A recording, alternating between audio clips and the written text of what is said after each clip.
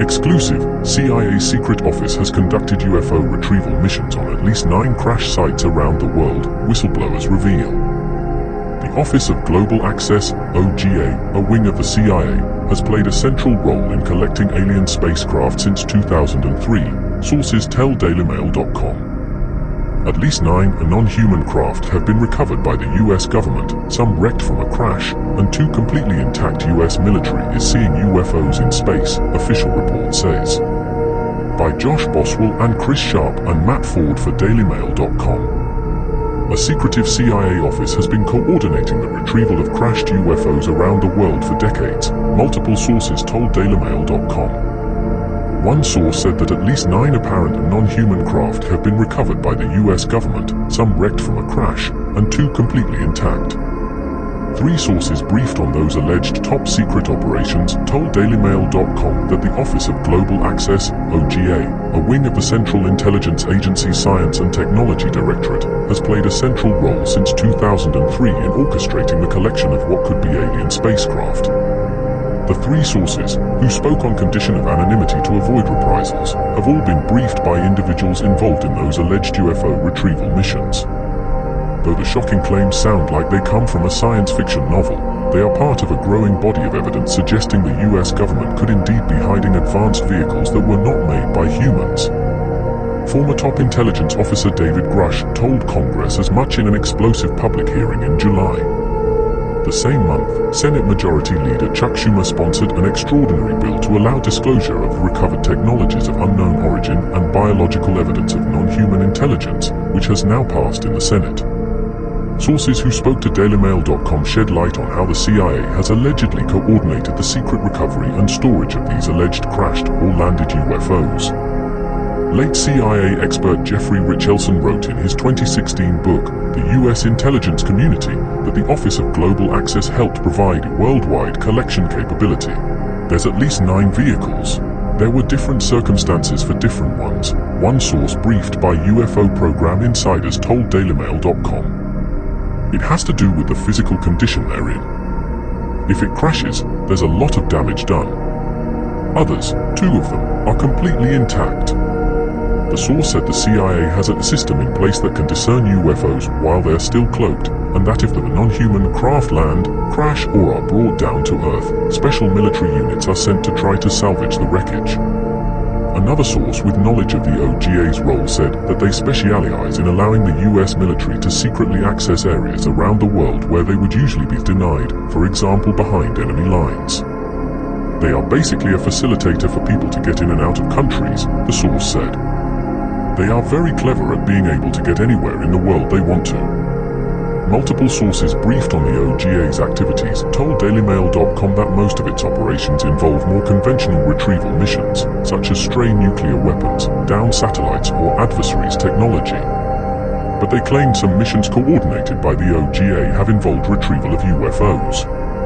The task at hand is simply to get it into custody and protect the secrecy of it, one source said.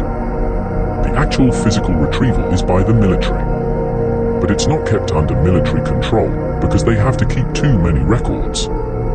So they start moving it out fairly quickly into private hands. Documents published by the National Archives and Records Administration, NORA, in December 2016 showed that the OGA was one of 56 offices in the CIA, with its chief and deputy making up 2 of a total 286 director-level officials in the spy agency. An unclassified organizational chart published by the CIA in October 2015 lists the OGA among 9 offices in the Science and Technology, a wing of the agency. Late CIA expert Jeffrey Richelson wrote in a 2016 book on the agency that the OGA was established in 2003 and cited a CIA description that it integrate analysis, technology, and tradecraft to attack the most difficult targets and to provide worldwide collection capability. A 255-word biography of former OGA Deputy Director Doug Wolf, published by an aerospace conference in 2017, says that he'd helped start the Office of Global Access.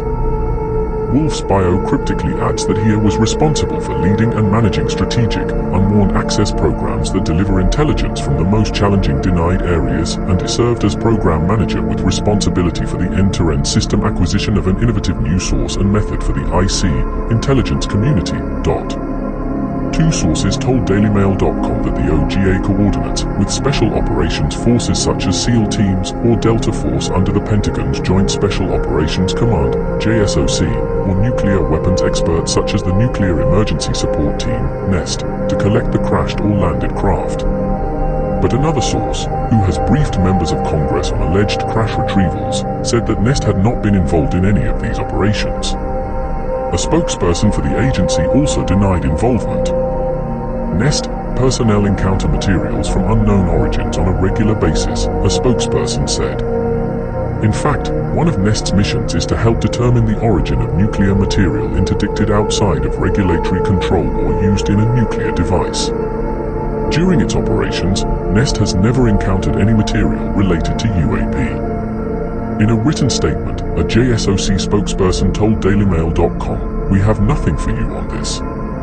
A former SEAL team member told DailyMail.com that they had been on operations coordinated by the CIA to retrieve high-value stray enemy weapons, and that they knew of colleagues who had been on similar operations where they recovered technology that appeared highly advanced, though not necessarily out of this world. "Absolutely that happens," the ex-SEAL said.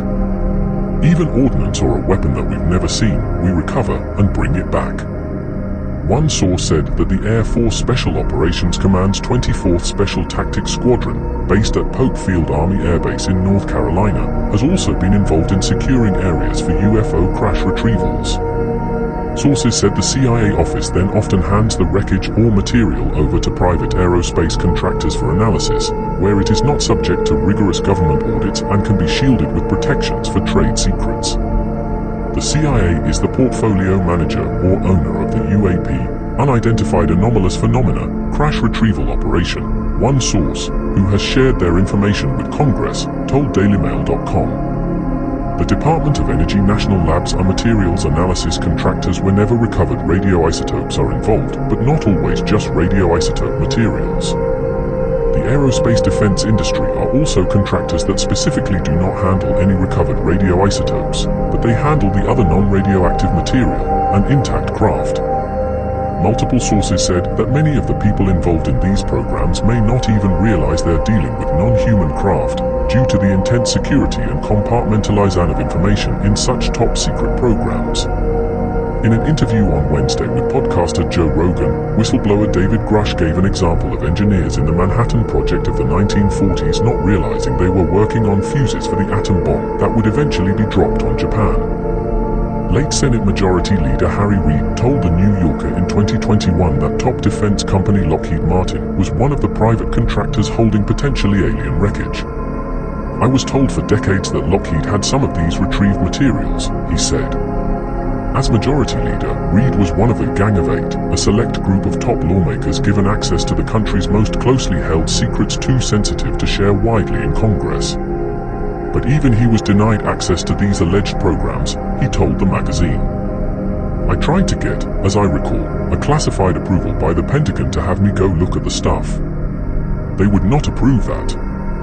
I don't know what all the numbers were, what kind of classification it was, but they would not give that to me." Reid helped set up a new UFO investigation office in the Pentagon in 2008 to probe the regular encounters U.S. military pilots and other armed forces members had with strange objects in the sky and sea. In June, former top intelligence officer Grush came forward with claims that while working for the Pentagon's UFO office, he discovered the U.S. had a secret program trying to glean new technology from multiple non-human craft it had obtained, dating as far back as the 1930s. The former National Reconnaissance Office staffer's claims were deemed urgent and credible by the Intelligence Community Inspector General, whom Grush says he gave documents evidencing his story, and introduced to around 40 witnesses involved in the alleged reverse engineering UFO programs in July 2021. Earlier this year, Senate Intelligence Committee ranking member Marco Rubio told TV news station NewsNation that he had spoken to some of these first-hand program insiders, who allegedly worked to glean new technology from potentially alien-captured craft. There are people that have come forward to share information with our committee over the last couple of years, Rubio said in the June 26th interview. Some of these people still work in the government. A lot of them are very fearful. Fearful for their jobs, fearful for their clearances, fearful of their career. Some of them are fearful of harm coming to them. Most of these people, at some point or maybe even currently, have held very high clearances and high positions within our government. Some of these claims are things that are beyond the realm of what any of us has ever dealt with. If it's even partially true, then somebody's broken the law. There's been some violations, because these things have to be disclosed to Congress. Top lawmakers appear to be taking seriously the claims of UFOs hidden in secret bunkers. Senate leader Schumer co-sponsored a bill to create a review board with presidential-level powers, with the aim of uncovering and disclosing any non-human craft or even bodies held by the US government. It requires all government agencies to turn over evidence of any recovered technologies of unknown origin and biological evidence of non-human intelligence to a panel of experts who can then choose to make the information public. The Senate has voted in favor of Schumer's bill. If passed in the House of Representatives, it will be added as an amendment to the annual military spending bill for 2024. The American public has a right to learn about technologies of unknown origins, non-human intelligence, and unexplainable phenomena, Schumer said in a July press release announcing the amendment. Missouri Republican Congressman Eric Burleson, part of an informal caucus of lawmakers campaigning for greater transparency on UFOs, told DailyMail.com that the source's claims gave him and his colleagues a lead to follow in their investigations. These are the kind of specific programs we've been trying to get the names of, he said. It's been so difficult because we can't get that information with specifics from Grush or from the intelligence community, Inspector General. I can't confirm it's true, but it certainly gives us a trail to follow. I think that if it does exist, even if they give us no information beyond that, I think we owe it to the world to disclose that. CIA and DoD engaged in decades-long retrieval, tracking and exploitation of UFOs, including Italian magenta craft, sources reveal.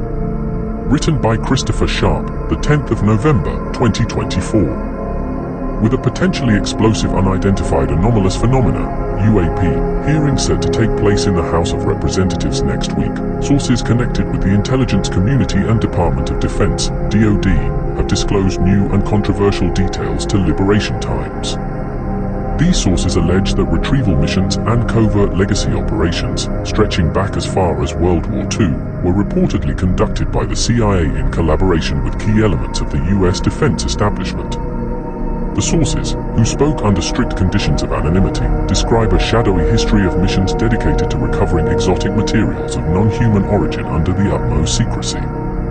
The revelations are expected to add weight to an already intense debate over US government transparency regarding UAP, as officials and the public grapple with the implications of alleged, long-standing retrieval missions. Liberation Times spoke with sources who stated that retrieval missions involving materials of non-human origin are hidden within legitimate retrieval programs. Liberation Times has previously reported details of alleged undersea UAP retrieval missions. Among those allegedly involved are the maritime branch of the CIA's Directorate of Operations, the US Navy, the National Underwater Reconnaissance Office, jointly operated by the Navy and CIA, and the United States Special Operations Command. It is further understood that the Woods Hole Oceanographic Institution has provided deep submergence vehicles to support these retrieval efforts. Once recovered from undersea, these craft are allegedly transferred to the Office of Naval Research. From there, they are handed over to defense contractors for detailed analysis. An intelligence community source informed Liberation Times that UAP missions on foreign soil have not typically involved the CIA's Office of Global Access, now known as the Transnational Technology Mission Center, as these operations generally fall outside its primary scope. However, the source explained that joint efforts between the US and allied governments have sometimes led to collaborative recoveries, such as the reported incident in Virginia, Brazil. The Virginia case, often dubbed Brazil's Roswell, revolves around reports of UAP debris, along with multiple accounts of sightings of non-human entities in 1996. Eyewitnesses described both local authorities and what appeared to be US personnel on site, securing materials and conducting operations. This event has since sparked widespread speculation about international collaboration in UAP retrieval missions. Another source revealed to Liberation Times that, following the collapse of the Soviet Union, the US and Russia cooperated on at least one undersea mission to retrieve a craft of alleged non-human origin that had crashed in Russian waters. The source also told Liberation Times about the process of transferring materials to defense contractors. In terms of materials recovered, I know of one occasion whereby a designated individual within the CIA's Directorate of Operations collaborated with other agencies to decide which contractor to engage for analysis and exploitation. Such a decision depends on the circumstances.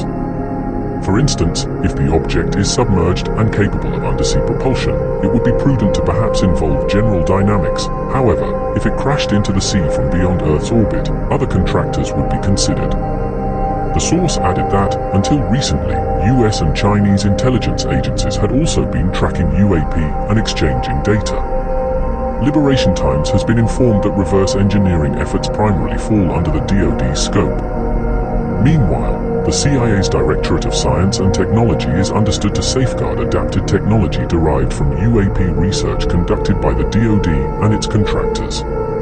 The source further clarified the division of responsibilities. The DoD focuses on analyzing the craft's structure and design, while the Department of Energy, DOE, specializes in studying its propulsion systems. The source added that the CIA's Weapons and Counterproliferation Mission Center, WCPMC, and wider intelligence community's primary role in UAP research involves studying the phenomena, assessing potential non-human origins, categorizing the types of intelligence that may control them, and investigating their intentions. As previously reported, according to sources, former CIA Director of Science and Technology Glenn Gaffney allegedly blocked an attempt to transfer alleged non-human materials from Lockheed Martin. The alleged materials are believed to have been recovered since the 1950s. Liberation Times understands that, due to recruitment challenges in engineering, James Ryder, Vice President of Lockheed Martin Space Systems at the time, proposed transferring these materials to an external organization to drive new breakthroughs. Liberation Times also understands from sources that one of Gaffney's successors within the CIA's Directorate of Science and Technology rebuffed engagement efforts from the now disbanded UAP Task Force, UAPTF.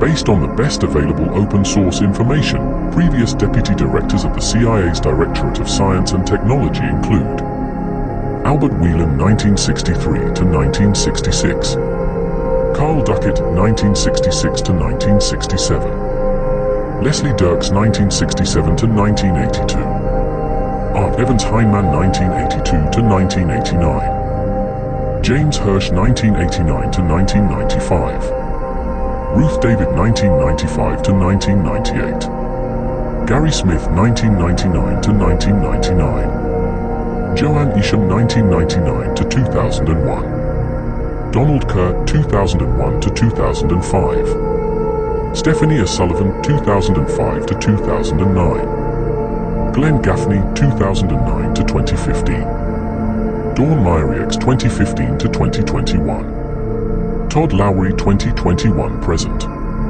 According to multiple sources, the CIA's WCPMC has allegedly played a key role in UAP missions and has historically provided analytical expertise on exotic, non-human materials. While it does not directly participate in the operational component of current retrieval and reverse engineering efforts, coordinated by the CIA's Directorate of Science and Technology and Directorate of Operations, it remains an integral source of intelligence. Sources tell Liberation Times that the WCPMC receives space-based technical intelligence from National Reconnaissance Office (NRO) assets, along with technical analysis from DoD combat support agencies such as the Defense Intelligence Agency (DIA), National Security Agency (NSA), and National Geospatial Intelligence Agency (NGA). This includes signals intelligence, measurement and signature intelligence, and geospatial intelligence. The sources also tell Liberation Times that the WCPMC collects and analyzes UAP data from all domains, including aerospace, space, and undersea domains.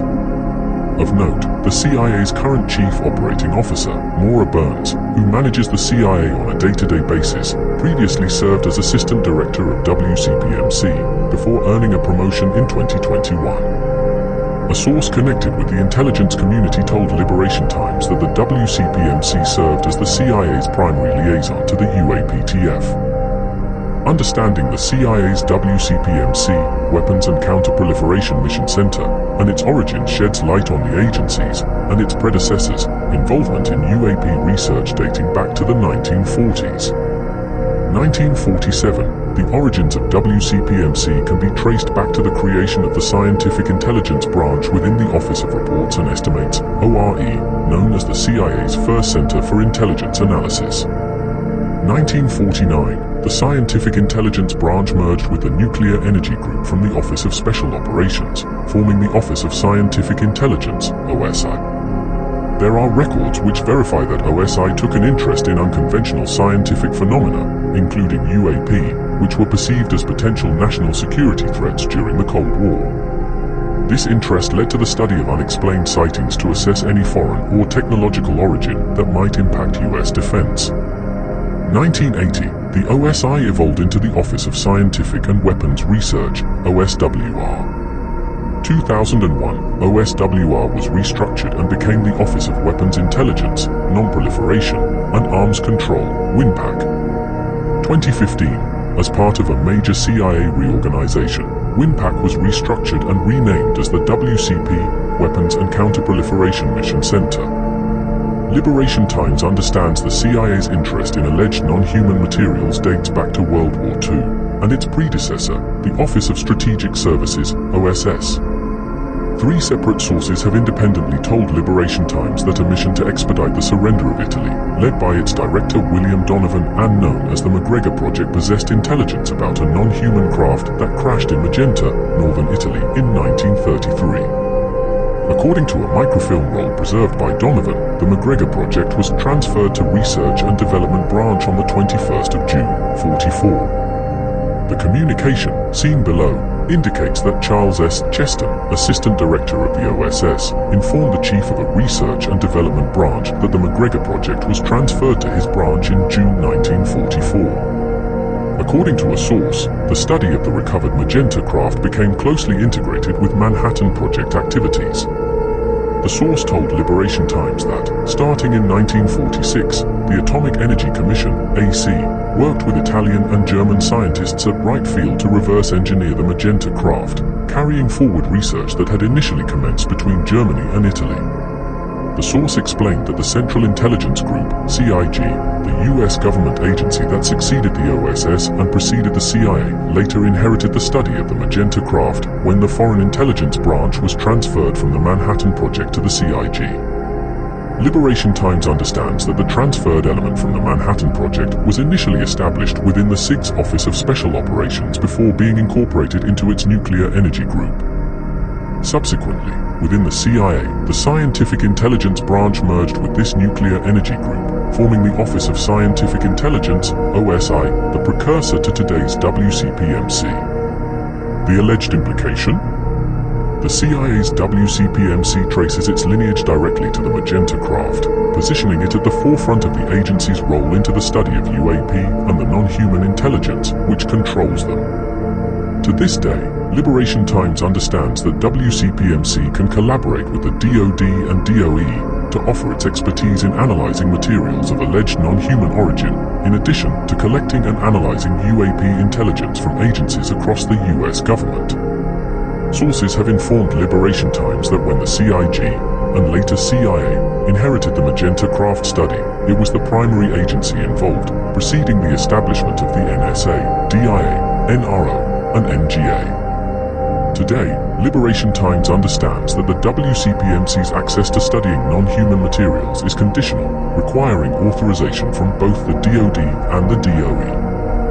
This means that DoD and DOE can choose to bypass the WCPMC should they decide that the mission center's external expertise is not needed. In terms of retrieval operations, officers from the CIA's Directorate of Operations are assigned to the WCPMC, granting its leadership direct access to intelligence on missions involving non-human material recovery. This includes missions led by the Directorate of Operations Maritime Branch, which specializes in undersea retrievals. Sources have informed Liberation Times that additional types of retrieval operations occur between the CIA and certain elements of the DoD. These operations are understood to include recoveries of non-human materials in cave systems involving elements of the US Army. However, Liberation Times currently lacks sufficient information to report in detail on these allegations. The alleged network of retrieval operations, UAP tracking, agency responsibilities, and collaboration, including analysis and reverse engineering efforts, forms a highly complex web. If accurate, it reveals a secrecy shrouded by multiple layers of bureaucracy, making it challenging for elected officials who are now striving to understand and address allegations of a cover-up of monumental proportions.